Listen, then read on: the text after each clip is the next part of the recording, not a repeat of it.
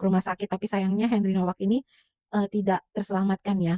Nah, ketika itu kan langsung dibawa ya sama pihak kepolisian si Dikwa ini dan diinterogasi.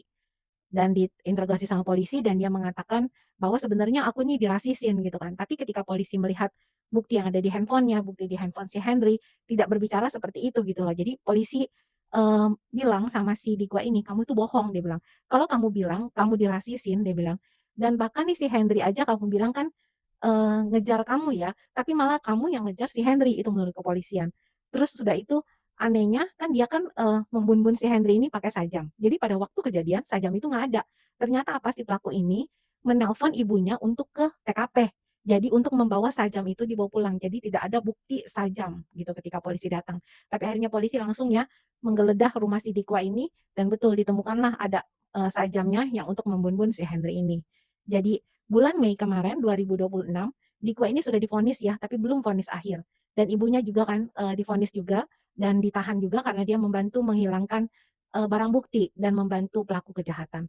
Jadi kemungkinan kalau sudah vonis akhir, mereka ini akan dikenakan penjara seumur hidup. Ke rumah sakit, tapi sayangnya Henry Nowak ini, tidak terselamatkan ya. Nah, ketika itu kan langsung dibawa ya sama pihak kepolisian si Dikwa ini dan diinterogasi. Dan diinterogasi sama polisi dan dia mengatakan bahwa sebenarnya aku ini dirasisin gitu kan. Tapi ketika polisi melihat bukti yang ada di handphonenya, bukti di handphone si Henry, tidak berbicara seperti itu gitu loh. Jadi polisi, bilang sama si Dikwa ini, "Kamu tuh bohong," dia bilang. "Kalau kamu bilang kamu dirasisin," dia bilang, "dan bahkan nih si Henry aja kamu bilang kan, ngejar kamu ya, tapi malah kamu yang ngejar si Henry," itu menurut kepolisian. Terus sudah itu anehnya kan dia kan, membun-bun si Henry ini pakai sajam. Jadi pada waktu kejadian sajam itu nggak ada. Ternyata apa, si pelaku ini menelpon ibunya untuk ke TKP.